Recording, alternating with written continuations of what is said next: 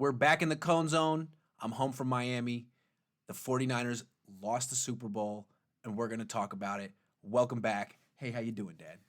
I'm fine, son. How are you? I'm doing all right. It's good to be home. Yeah, well, it's nice to have you home. I really enjoyed your work this week. I loved your writing. I'd like to get right into this. Let's do it.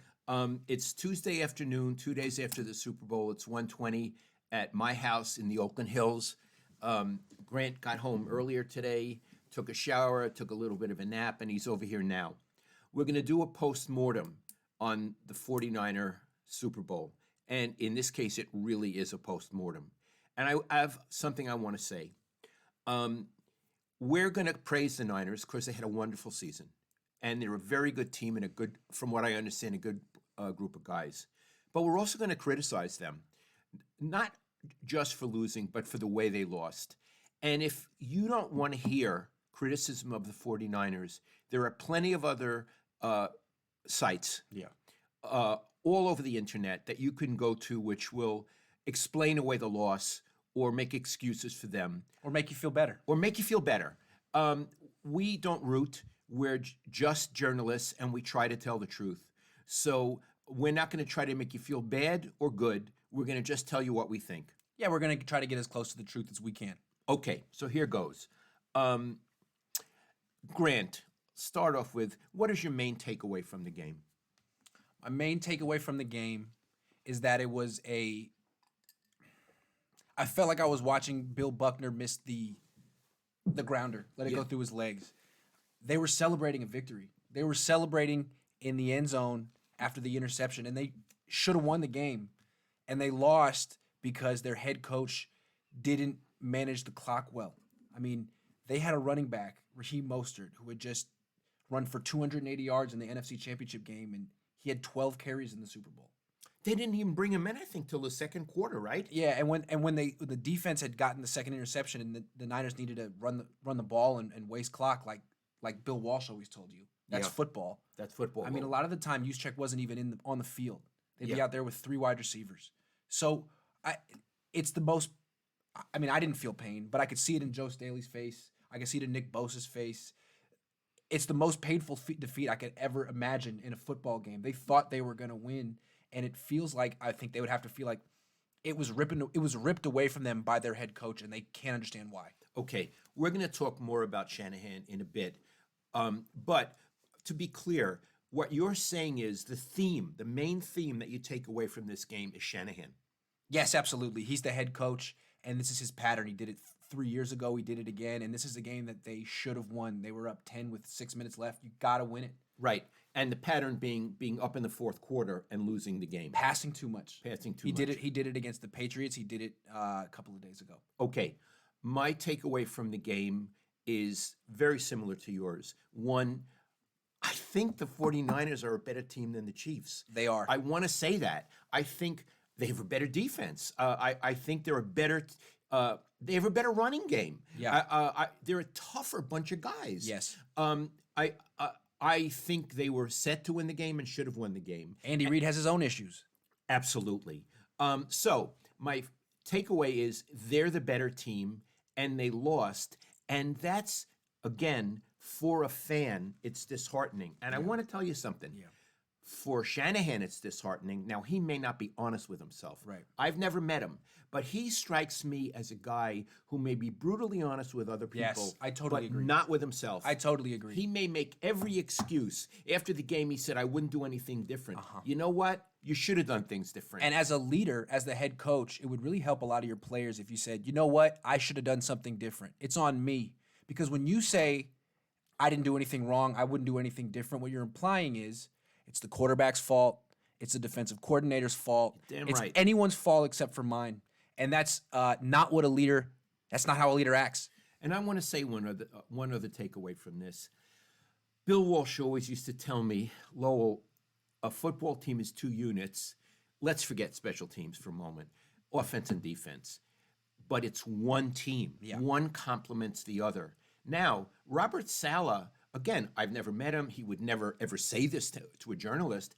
I think he's pissed right now. What Kyle Shanahan couldn't keep the ball on offense starting with 6.5 minutes to go, and he kept giving Patrick Mahomes shots at Saleh's defense. Yeah. That was a lot. Saleh's guys had played brilliantly for 55 minutes. It was, I would say, almost too much to ask. I mean, Mahomes was mediocre for most of the game. He threw 2 interceptions. He fumbled twice.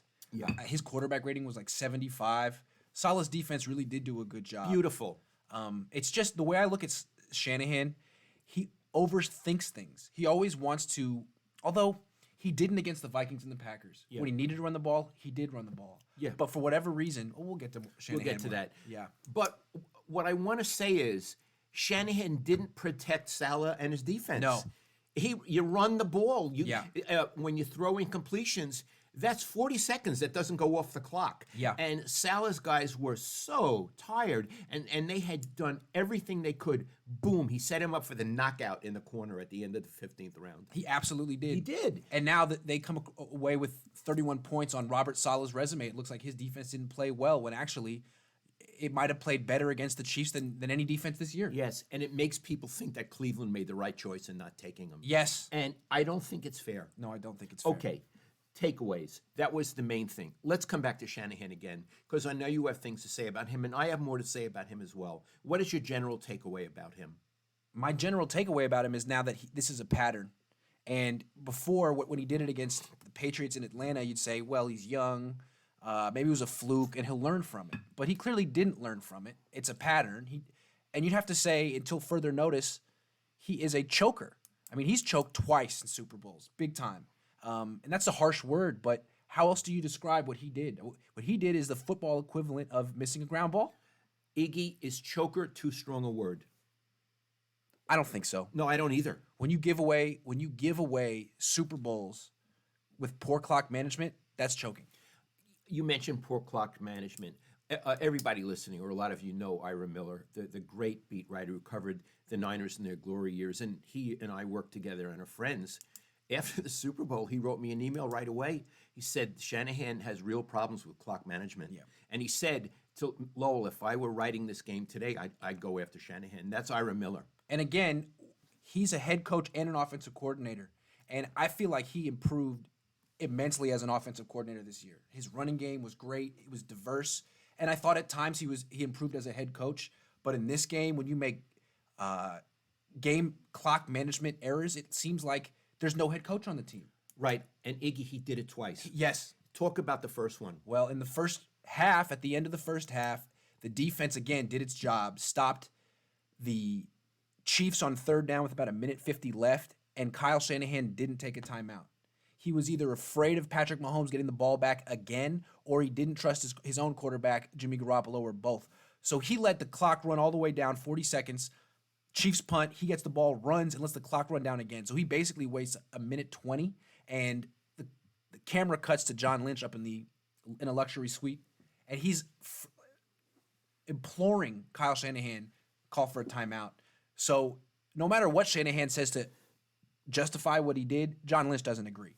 Yeah, and interestingly, afterward, toward the end of the half, he then tried a long pass. Yeah. So he was of two minds. Yes.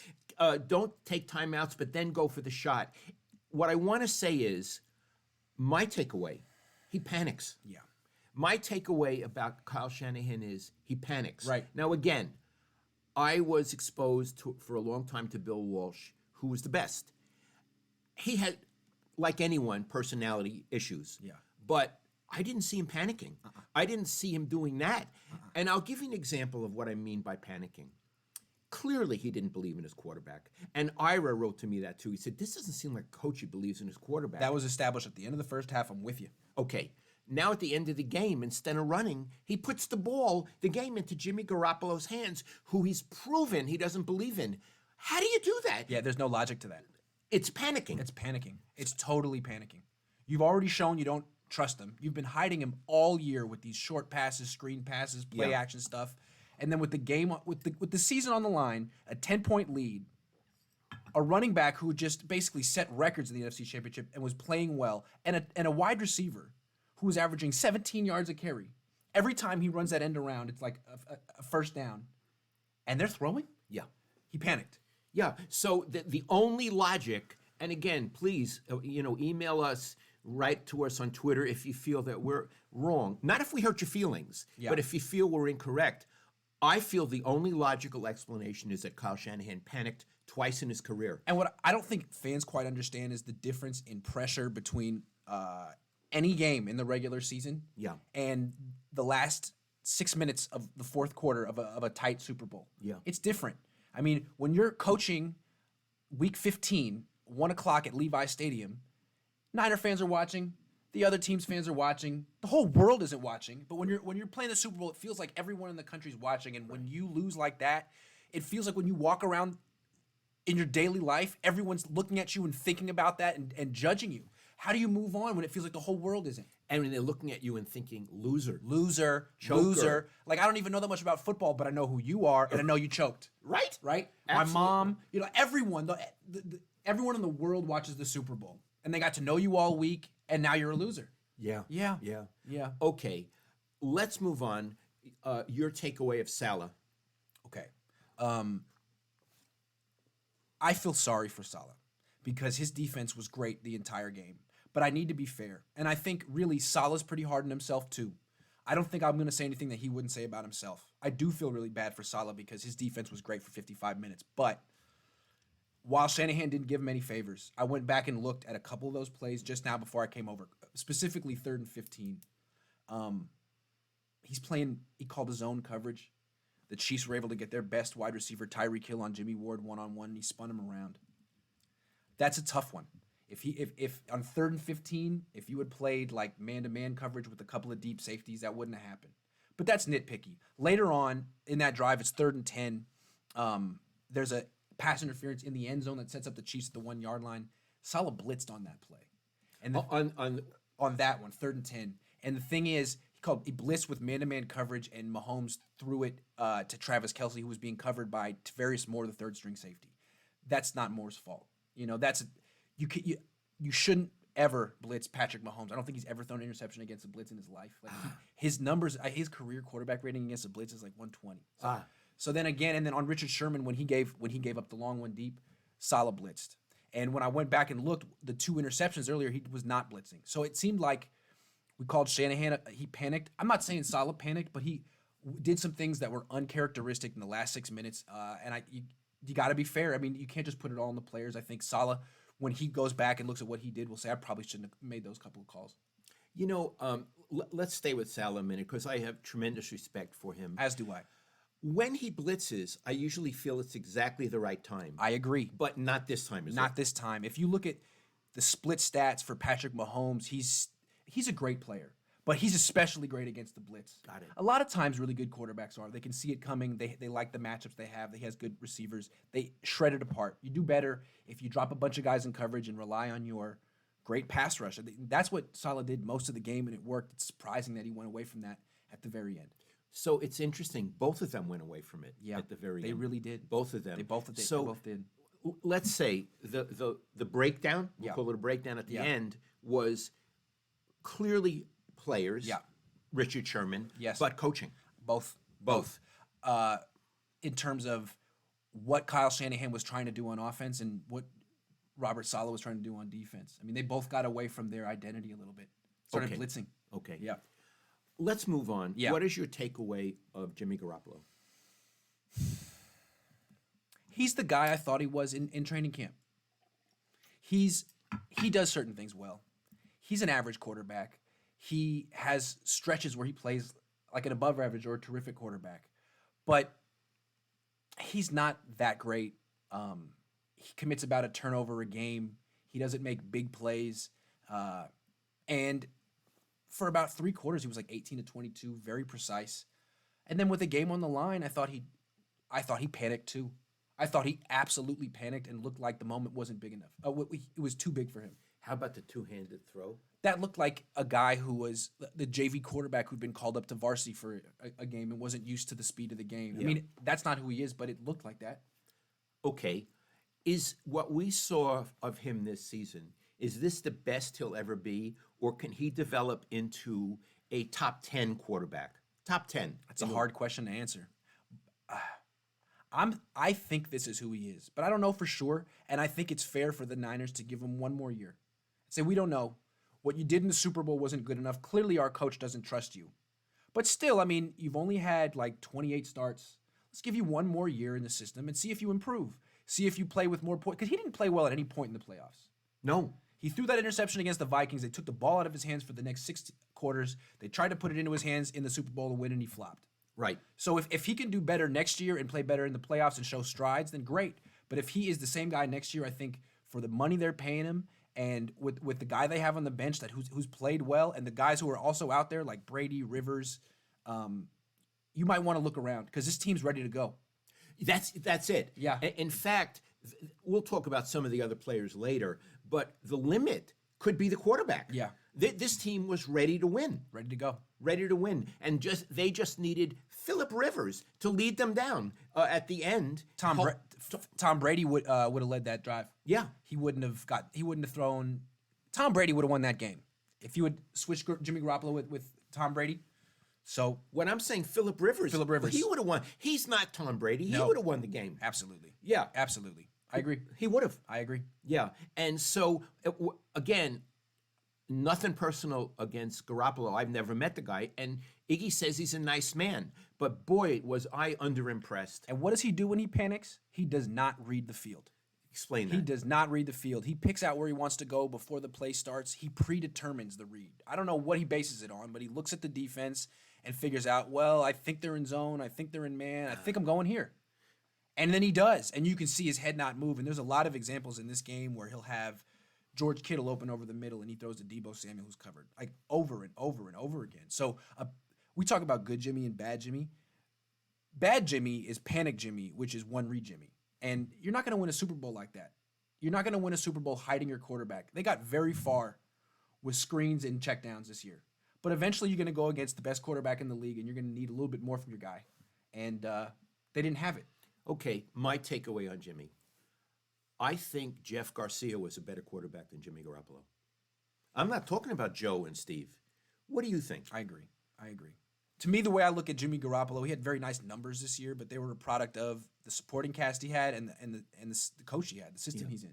I mean, he threw for a lot of yards and had some nice numbers, but a lot of it was like screens and yards after the catch. Yeah. Garcia, Ira, again, I love you, Ira. He always called him a chaos quarterback. Yes. That he was great in chaos. Yes. And that's what they needed at the end of that game. Yes. He was brilliant in chaos. Yes. And Jimmy isn't. No. Jimmy gets chaotic in chaos. When Jimmy is under pressure and he gets hit, he throws the ball up for grabs. Yeah. He did it against the Steelers and he did it against the Chiefs. So I want to say something. There's a theme here. We're talking about panic. Yeah. Head coach, quarterback. Head coach, quarterback, absolutely. Right? No question. They shared, in this game, they shared that quality. Yeah. Again, we don't mean, I know there are many Niners fans and they're probably getting really angry at us. We were English majors. We look for themes and we're trying to be dispassionate. And remember, you're a Niner fan. The Niners had Joe Montana and Bill Walsh, and those guys are legends, not just because they were great at football, but because of their calm demeanor. Oh, Joe. Because of the way they... Coming back in a Super Bowl. Yeah. I mean, and that's why Patrick Mahomes is being looked at as this special quarterback, because he led the comeback. Yes. He was down 10. You know, that's part of his legacy. The Niners are now part of his legacy. We thought this season was part of their legacy. Oh, I love it. I love what you're saying. Of course. Yeah. It's like when Ali knocked out Liston the first time. Yeah. It's You not thought this was your story. Yeah. Listen, it's Ali's story. Yeah. Yeah. And what's funny is this season I covered, it was the most amazing season I ever covered, and I felt like it was an addition to the Niners story. But really, if they don't make it back to the Super Bowl, it's just part of the Chiefs' legacy. Right. You could look if they make it back to the Super Bowl next year and win it. Well, you say, well, they came close. They showed that they could do it. Then they fixed it the next year, and they may. But the thing about that with the NFL is teams almost never make it back to the Super Bowl when they lose. And I think there's something about it. It's something psychological about it. Harbaugh's team didn't make it back. No, they didn't. No, and he was a great coach. Yeah. He was a great coach in spite of what anyone says. That's very interesting. I'm going to move on from Jimmy. Richard Sherman, take away. He's the weak link on the defense now. And I feel like the Niners should be wanting to cut him, although I don't think they can because his contract's guaranteed. He can play zone coverage well, but a lot of times, a lot of corners can play zone coverage well in the Niners defense. Emmanuel Mosley can, and he's an undrafted free agent. when you have 7 guys in coverage, they all help each other, and the pass rush is the driving force. Richard Sherman can't cover man-to-man. He got burned by Sammy Watkins, and he got burned by Devontae Adams 2 weeks before. And if he comes back next year, teams are going to go after him because you can do it. So if he can't cover man-to-man, that just limits what Robert Saleh can call. And when you say he can't do man-to-man, he doesn't have the speed. Doesn't have the speed. Or the quickness. You can make a move on him. Right. He'll stand at the line of scrimmage and try to jam you, and if he whiffs, it's over right now. And it's going to be a big, big play. So you can only call zone coverages, and he does good in zone coverages, but there are other places you can take advantage, and it's... Was he exposed in the playoffs? Yes. Yes, and what was embarrassing about it was, you know who Darrelle Revis is? Yeah. He used to be considered the best cornerback in the world before Richard Sherman. And as soon as Sherman gave up that catch to Devontae Adams, he tweeted and said, "See, can't cover man-to-man, just a zone corner." And Richard Sherman wrote back to him and said, "Well, you never had an interception in the playoffs. Sorry, dude." Well, Darrelle Revis could cover man-to-man. Richard Sherman is great at what he does, but he's extremely scheme-specific, and I don't think you can win a Super Bowl only playing zone 100% of the time. Interesting. You got to play some man coverage. Deion Sanders.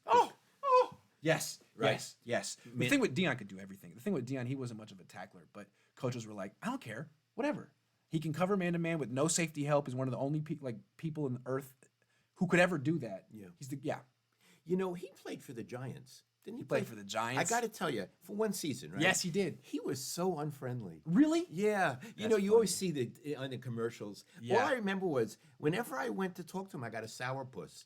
So maybe it was me, but I never thought he was a particularly friendly guy. Because he was used to being such a huge superstar, and on the Giants, he was who just was like he? a mediocre to Exactly. subpar center fielder, right? Yeah, he was almost as bad as Michael Jordan. Right, he wasn't Bo Jackson. Right, he wasn't Bo Jackson. wasn't Bo Jackson. Okay, another one. D. Ford. What'd you think of him in the postseason? Did he play in the Super Bowl? I didn't see him. I didn't see him. I didn't see him at all. I haven't done my coach's film breakdown yet, but I didn't notice him. Really, he did have an impact when he played most of the season, but not in that game, and he made a lot of money to play like 300 snaps. That was a bad trade. Bad trade. And him, Quan Alexander, trading for Emmanuel Sanders, the Niners really went all in for this year. They did. And God love him. God love him. But that's why losing it the way they did is extra painful. They come into this next year, they might lose Armstead, they might lose Sanders, they have no second-round pick, they have no third-round pick. Oh. Are they going to be a better team next year? I don't know. Could they be as good? Maybe. Possibly. But they were really all in for this year, and they missed their opportunity. So it'll be interesting to see. It's not like in basketball where you look at a team like, well, they got a 5-year window of opportunity. Weird things happen in football. Yeah. Jimmy could blow out his knee next year. Jimmy could lose confidence. He could be Jared Goff next year. The Niners could be the Rams next year. Yeah. I mean, things happen. Now, I don't think they'll be the Rams. I don't think they'll be the Rams. But I understand things happen. Things happen. Football's not predictable. Was that your phone pinging there? Yeah, that's why I had to put it away. Okay, he had a pinging phone. Sorry about that. Here's what I'd like to do next. Yeah. A few weeks ago, we did interim grades. Let's call it midterm grades, but Yes. they were really more like later than that. Yes. But I think the grades changed based on the Super Bowl. Do you agree that our grades changed? Yes. The Super Bowl is the final exam, and in college, the final exam could be 50% of your grade. That's right. That's how it was at Lafayette College Yeah. where I was an undergraduate. Right. So we're going to give, and we have not discussed our grades. No. Honestly. Don't do this at home, what Yeah. we're doing now. So, Shut up. shut up. Shut up. So, we got phone ringing. Sorry. That's all right. Don't worry about play it. through it. We'll play through it. Okay. So, here's the deal. I'll ask you, and then you ask me. Okay, fair enough. And we'll start with, I guess, the head coach. Let's try it like this. I got a good one. Yeah. Let's say what his grade would have been before the Super Bowl Oh, yeah. and his cumulative grade after the Super Bowl. Yeah. His It's semester such a good grade. question. It's Okay. such a good You like the question. question? Yeah, I love it because before the Super Bowl, coming off the Packer game, I was thinking he's a totally different coach. He's evolved in all the ways he needed to evolve. And the fact that he committed to the run game in both of those playoff games show that he can close out a big game like he didn't against the Patriots. He's evolved. I would have given him an A+. Yep, I agree. And then he comes in the Super Bowl and loses the same way, and you realize he really hasn't learned. He has not learned. So that if you're judging the final as like his ability to show total growth. He didn't show it. Right. It docks him down into the B range. That's where I'm. I would give him an A. I would have given him an A for the season. An A, yeah. He lost some games. Lost some I games. would have given him an A. Yeah. And for the season, I'll give him a B. Yeah. I'll give him a B, which, by the way, is a very good grade. Yeah, B's fair. A B's a good grade. Yeah. It's not a D or an F. No. I give him a B because he had a wonderful regular season. He did very well in the playoffs. Yeah. He did very well for most of the Super Bowl. Yeah. And then fell on his face. And I want to say when he did lose games this year, a lot of times it was because he didn't. It was because of situational football or not managing the clock correctly against the Seahawks, against the Ravens. So that's the theme. I mean, terrific coach, but he needs to become an even better head coach with the game management. And what some people would say is needs to hire an offensive coordinator so he can really focus on that stuff. He does have people who help him game plan, but maybe he needs to turn over the play calling duties to someone he trusts, like Mike LaFleur or Mike McDaniel. Never happened. It's Never just like happened. Bill would never have. It'll never happen. Well, but Bill didn't have these issues that Kyle has. Right, there's that. Bill actually was good at it. He has to find a solution. Although, I'm going to tell you a funny story, but we're not being funny today. Keith Fonhorst, the offensive lineman for the Niners in the old days, who died a year ago and was a wonderful guy. And I got to know him pretty well, and he would say, you know, Lowell, you think everything works so beautifully. He said sometimes Joe will come in to the huddle and he'll say, you can't believe the crap play that Bill just called. But he didn't use the word crap. And he said everybody in the huddle will laugh. And years later, Bill and I were drinking and we got a little drunk, and I told him that story, and Bill laughed his ass off. He loved the story. I told him, and it just made him laugh. Because he realized probably some of his plays weren't that good. Yeah, and I think what's more important, it's great to call the right play, but it's better to have the quarterback call something he likes. Yeah. It's better to have the players doing something that they believe in. Exactly. If you can have that kind of buy-in, great. Yeah. Take over, Joe. Take over, Joe. I mean, that's how the Raiders always acted in the 80s. No I mean, question. Jim Plunkett, whatever you want to do, we trust you. I think he called his own game. Of course he did. Like Peyton Manning or like the guys from the older, Yeah. you know. Right. I like that. Okay. Yeah. So we agree on the grade. Yeah. Okay, Saleh, grade before the Super Bowl and cumulative. Saleh to me was the coordinator of the year. They gave it to Greg Roman. He ate Greg Roman's lunch. Oh. Before the season, before the Super Bowl, I would have given him an A+. I thought he agree. was fantastic. I would knock it down to an A because I disagreed with like 3 of his calls in the Super Bowl at the very end. Okay, I would give him for the season an A+. I'll knock him down to a B+. Okay, fair enough. A B+. Fair enough.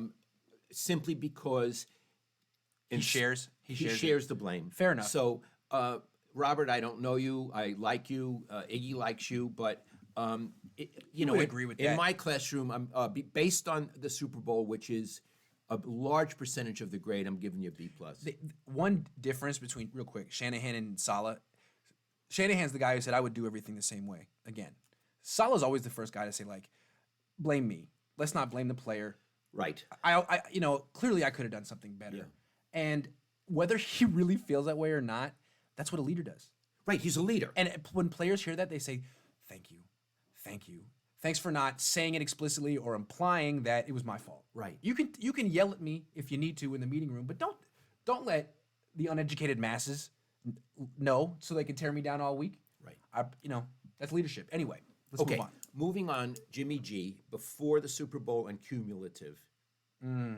I have very definite ideas on this one. Before the Super Bowl, I would have given him a B+. Despite all the wins, I always felt like they were hiding him to an extent. After the Super Bowl, I would knock him down to a B-. Okay. Boy, I think you're generous. Oh, wow. And I was an easy grader when I Okay, taught. tell me. Before the Super Bowl, I'd give him a B. Okay. Which I think is a good grade and is high for him. Fair enough. High because he does certain things well, but he's limited. For example, he doesn't throw well outside the numbers. No, he doesn't. He doesn't go deep either, as we saw. Yeah. So, but after the Super Bowl, when you want to hold your nose Yeah. at what he did, especially at the end, he's an average C quarterback. C, straight C. I can't argue with that. I want to say something real quick that's interesting. There's a guy, Bart Scott. He was a longtime linebacker for the Jets, and he came out a couple of days ago. He said, look, I'm an expert in bad to mediocre quarterbacks because I played with them my whole career, and I watched them. And you can get pretty far in the playoffs hiding your quarterback, but you can't win the Super Bowl hiding your quarterback. And he said he compared Jimmy Garoppolo to Matt Schaub and said that's a compliment. That's a compliment. Anything he does well is a product of the play action and the scheme opening up windows for him. And he said I'd give him a C-. He's a C- quarterback, and that's a compliment. So he's right there with you. You gave him a C. You gave him a C-. I think he's a C. Based on for the whole season. Iggy, what did he mean it's a compliment? I don't understand what he was saying.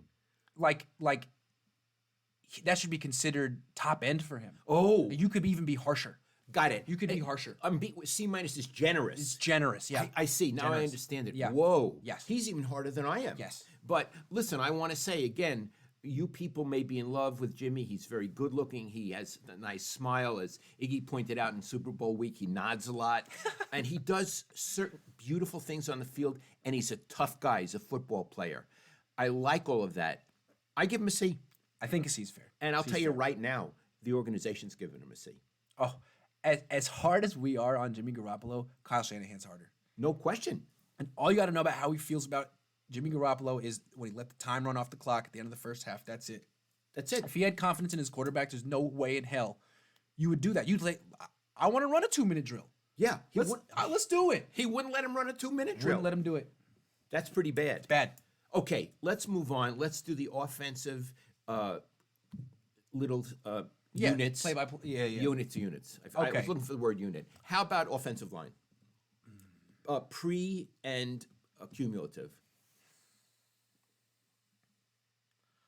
I would give it the same grade. I would give it a B. A B. A B. Why a B? What do they do to earn the B, and why not an A? They're good at run blocking. Oh boy. They're very good at run blocking. They had injuries and the backups played well. Yeah. The pass protection isn't that great. Yeah. Mike Person, the right guard, they probably should replace him. Jimmy Garoppolo got sacked a fair amount. I'd say a B. I agree. Yeah. I agree with a B. Yeah. Running backs. You know, Tevin Coleman didn't have that great of a year, but it didn't matter. I would give him an A. Kyle Juszczyk's an excellent player. Raheem Mostert's an excellent player. Jeff Wilson Jr., who never gets to play, is a good player. An A minus. Sounds good to me. Yeah. Mostert was a revelation. A revelation. Iggy, did he play in the backfield in the first quarter? A little bit. I don't know if he did. I mean, It was Coleman. Yeah, I mean, sure, Coleman, I guess he was okay, but he's not as good as Mostert. No. Now, was he saving Mostert I because have he's no idea. vulnerable, or Saving him for it's the last it's game of the Super season. Bowl. I mean, wouldn't you have started him, or Yes. let Coleman have one play and then bring him in? I just don't understand. I mean, he had 280 rushing yards in the NFC Championship. What did he have to do? What did he have to do to earn more? Yeah, Give him the ball. yeah. I mean, I don't get it. I don't get it. So, but that was a splendid unit. Yes. I mean, and again, I give credit to the Lynch and to Shanahan for getting those guys. Yes. Mostert was an undrafted, Absolutely. and he got him. He was cut by other teams. Yes, absolutely. Okay. Wide receivers. This is interesting because halfway through the season, it was looking like a D. I mean, they had Marquise Goodwin, Dante Pettis, but then Deebo Samuel started playing well. Kendrick Bourne started playing well. I love Bourne. Emmanuel Sanders is okay. I'd give him a B. Oh boy. Is that? Would you be more generous than that? No, I'd be less generous. What would you give him? I'd either give him a C plus or a B minus, but I'll give him a B minus. But Yeah, I would put him in the B minus range. yeah, B minus. B minus. Deebo Samuel's not the greatest wide receiver, but he's a weapon. You Yeah. can use him in a lot of different ways. Yeah. Kendrick Bourne improved a lot. Emmanuel Sanders is okay. Marquise Goodwin, Dante Pettis.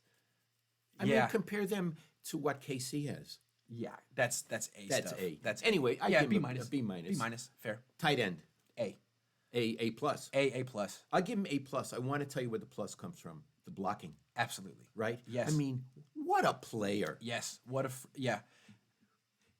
Yeah. I mean, he sets the tone for the team because he doesn't.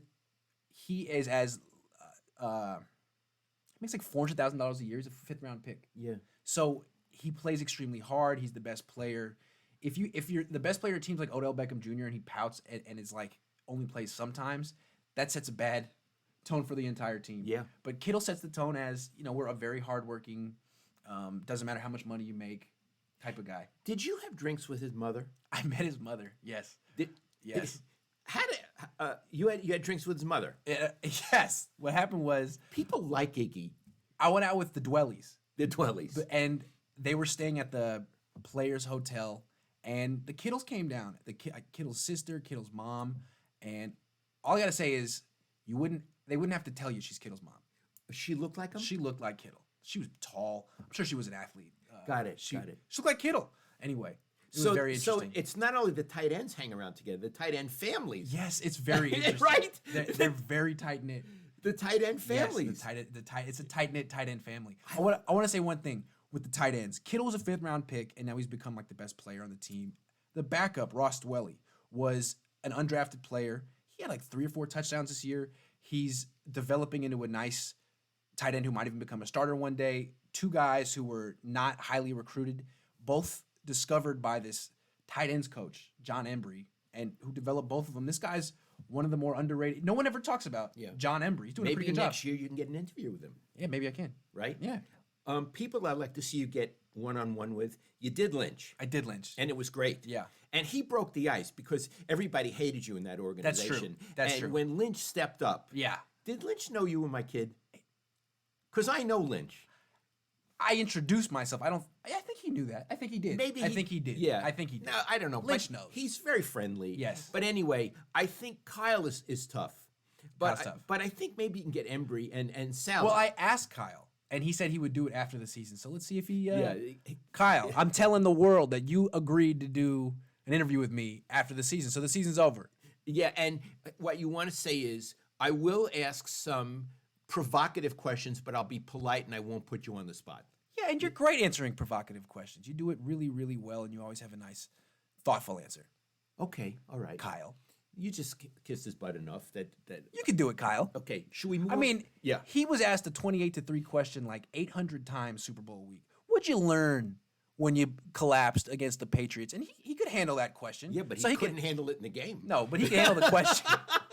That's interesting. What'd you learn? Nothing. Nothing. Whoa, what? Oh, good question. Yeah, the answer is nothing, and I'm going to show that. I'm going to show that in the game. Yeah. Can we move over to the defense? Let's move over to the defense. D-line. It's an A. The only thing that stopped it from being an A+ would be injuries. It's an A. The best 4-man pass rush in the league, and a pretty good run defense too when they had that DJ Jones and Ronald Blair. Yeah. Yeah. Wonderful to watch them play. Yeah. Wonderful. Yeah. Armstead's a really good player. He's not a particularly friendly person, is he? No, he's not a particularly friendly person, but he's not like unfriendly like Antoine Bolden. He's not rude. No, and he had a good year this year, so he kind of did want the media to talk to him. He wanted the press. He's just one of these guys who was kind of like seen as a bust for 3 or 4 years. So he anticipated a lot of like questions like, "Hey, what's wrong? why are you not good?" You know the bust questions. Yeah, he had the Dante Pettis syndrome. Yes, the Solomon Thomas syndrome. Yeah. So Solomon, do you feel like you're making strides? Do you feel like this might be the year? Yeah. Never. Okay. Okay. Linebackers. Yeah. I'm gonna go trickle down because the defensive line was the strength of this team, but the linebackers were good too. If the defensive line was an A, I would give the linebackers an A-. It was a hell of a defense. Fred Warner's an excellent player. Drake Greenlaw's a terrific player. Quan Alexander was okay. He was better before he got hurt. He was very good. He was before. very and good, he yeah. won. He won a game for them early on. He did. Yeah. I would give him an A-. Okay. Look, you know more about the defense than I do. I feel that those linebackers are terrific. Yeah. They're really, really good. Okay. Okay. Defensive secondary. Okay. Before the Super Bowl, you would have had to give him like an A-. It was one of the best pass defenses in the league, and Richard Sherman played well and was an all-pro. They just got utterly exposed in the last 6 minutes. Jimmy Ward, good tackler, very conservative in coverage, not quite good enough. Jaquaski Tartt's very good. He's a very good player. Nothing but positive praise for him. Emmanuel Mosley's okay. K'Wan Williams is solid. Richard Sherman should retire. So I would give them... And Witherspoon. And Witherspoon was terrific until he got hurt and came back, and I don't know what that was after he came back. I'd give him a C plus. I'd give him a straight C. C, yeah. I'd say that Tart was good. Tart Yeah. was good. Cumulatively, it's a fairly ordinary secondary. Yes, it's propped up by the pass rush, the linebackers in coverage, Yeah. and Robert Saleh's creativity. Yes. Yep. Robert Saleh is so smart. He can disguise things. No question. And he does on every play. And also, I want to give credit to Joe Woods, the secondary coach, who they brought in this year and is going to become the defensive coordinator with the Browns. He did a very good job this year. He gets credit too. That poor guy has to go to the Browns. I know. So who are they going to get to do that? Secondary coach.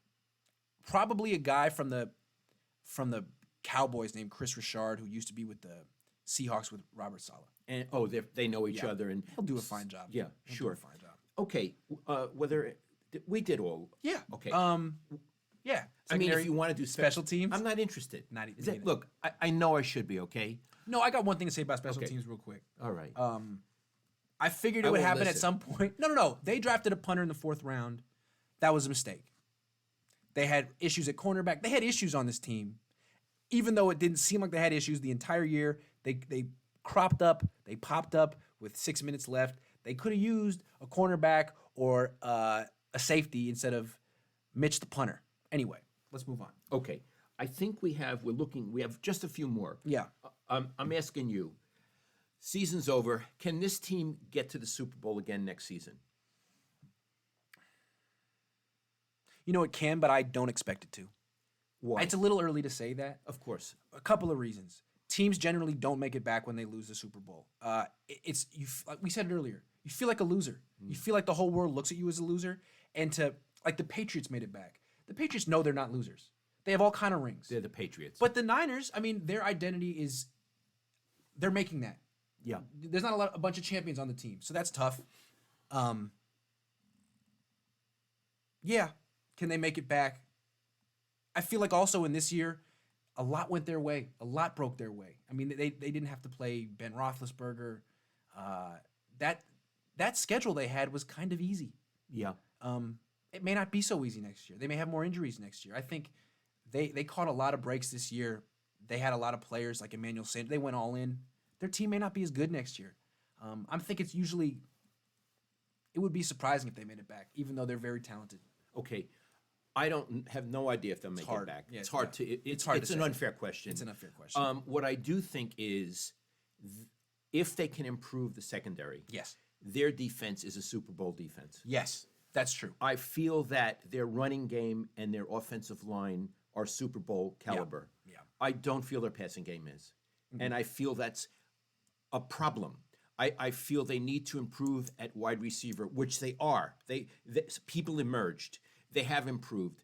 And I'm sorry, but I have misgivings about Jimmy Garoppolo. What did Walsh always say?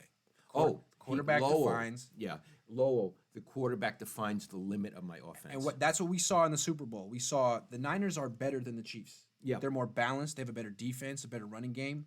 But the quarterback defines the limit of your team. Yeah. And the Chiefs are limitless. They are. They seem to be limitless. Patrick Mahomes, we haven't even found his limit yet. Balance is overrated. Yeah. The quarterback is what you need. It's a quarterback-driven league, not a balance-driven league. Yeah. If you get into the big game and you don't 100% believe in your quarterback, you're going to lose. Yeah. It's going to come out. I want to come back to what Bill said because there was certain things.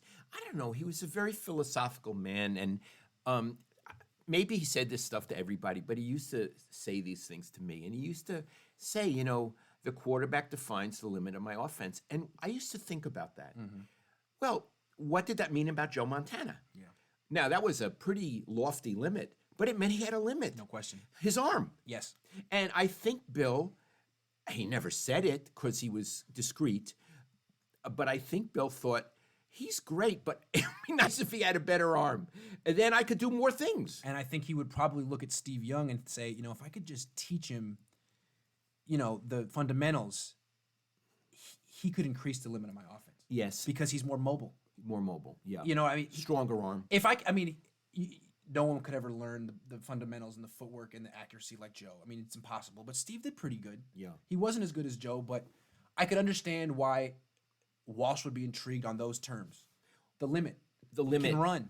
The other thing was, as we know, Steve was a lefty. Yeah. Bill was a lefty. Yeah.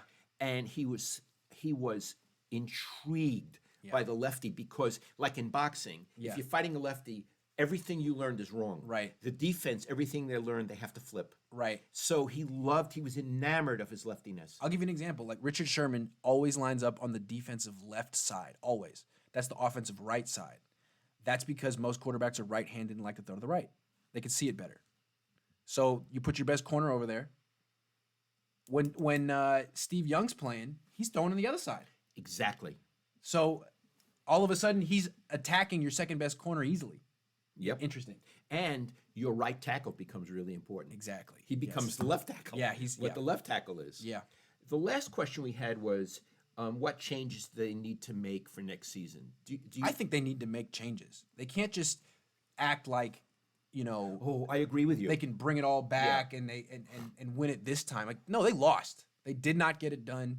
I would not bring back Emmanuel Sanders. I'd get rid of Tevin Coleman, Jerick McKinnon, and I would find actual roles for these young guys on the bench who have talent who don't play. Name Jeff one. Wilson, Yeah. Ross Dwelly, guys like that. Two tight end formations would be Yeah, very interesting. absolutely. And you could really run behind that. I still can't believe that they didn't go to that with a 10-point lead in the fourth quarter. I mean, anyway, yes, I would get rid of some of those players who were expensive that you don't need and really embrace those younger guys who stepped up and were great off the bench. Is D Ford in contract for next season? He is. The thing is, you let Armstead go, that's fine. He's expensive. You got to replace him. You want to have the four pass rushers. You don't want to have to say, well, we'll get by with 3 and Solomon Thomas. No. You want to keep that. That's the strength of your team. So if you get rid of D Ford, you got to replace him. You get rid of Armstead, you got to replace him. So, I mean, I understand get rid of D Ford. He's got a chronic knee issue. He didn't play that much this year. But you got to have a backup plan. You can't say, well, we'll win with offense this year. No. Oh, you never win with No. offense. Keep the strength of your team. If you want to get rid of D Ford, have a replacement. So I haven't dove into that yet. But, yeah, it's an interesting question. I think you can get rid of Quan Alexander because Dre Greenlaw played better than him. Yes. And it's probably cheaper. Way cheaper. So because they need to find money all of a sudden. They're going to have to give an extension to George Kittle, to DeForest Buckner. Boy, you don't want to lose Buckner. Yeah. That would be crippling. One thing we should mention. Would they ever consider getting rid of Jimmy Garoppolo? Because he's very expensive. Yeah. Well, you said you'd give him another season. Yeah. So I think that must be what they feel too. Plus, who's going to want him? That's the thing. If you had traded him 2 years ago, you probably could have got 4 first-round picks. Yeah. Now, at his price range, I don't think anyone would want him. After what he did in that game? No. And remember, we talked a few weeks ago about who would you rather have, Jimmy Garoppolo or Kirk Cousins? And I said Kirk Cousins, and people thought I was crazy. I did too. Well, what about now? Yeah. You see what I'm saying, right? Yeah. They're about the same. They're Yeah. average. They're kind of different styles of average. But whatever, 6-1, half dozen the other. Okay. Yeah. I want to say something in summary. Sure. We've been very critical of the Niners today, as we should be, because Yeah. this is the post-mortem of the Super Bowl. Yeah. But if I look at the season as a totality, Yes. wow. Yes. I mean, it's kind of a privilege to talk about a team that you cover, that I used to cover, that was in the Super Bowl. And a team that came from 4 wins. And even though they lost and screwed up, at least they were there. They were like a supernova that flamed out right at the end. Right, it just be too soon, just 6 minutes too soon. Yeah. I mean, they were just awe-inspiring the entire season, way better than anyone expected. And they totally flamed out like right at the finish line. It was Yeah. amazing. Yeah. It's amazing. When you look back on this season, what are your feelings about having covered this team? It was a privilege. It felt like the most extraordinary year of all. I never thought I'd be in Miami covering a Super Bowl. I never thought I'd be breaking down film every week of a really good team and thousands of people be interested in watching it. It was the most extraordinary year I've ever covered. It was a pleasure. It was an honor to cover this team. And the fact that they blew it at the end, I mean, it's painful for the players and them, but it was dramatic to cover that. And I think next year will be just as dramatic. Oh, I think so too. Yeah. I think even though they lost the Super Bowl and they have a lot to correct and answer for, I think people will look at them as an extremely promising elite team and let's see where the story takes us. Absolutely. I mean, it's possible next year they could go 14-2. But what they're going to have to wonder and answer for is no matter how well they play in the regular season or even in the playoffs, is Kyle going to do it again? Right. That's the issue, that as well as they do in the regular season, and I think we can end with this, when Kyle comes to the crisis moment, what will he do? And He could be 19-0 at that point. Yeah. Doesn't matter. No. What's he going to do in the fourth quarter of the there's- Super Bowl? There's a crisis moment, and will he be up to it? And I'm not saying he's not up to it, but I'm saying the tendency that he's shown is, at least we wonder. So, And like, even if they go 15-1 and just waltz through the season next year, that's going to be in the back of your mind and their minds. yes. Yeah. Because that's a defining moment. It's the defining moment. Okay, well, welcome home. This was a lot of fun. Thanks for listening and watching. We'll be back next week.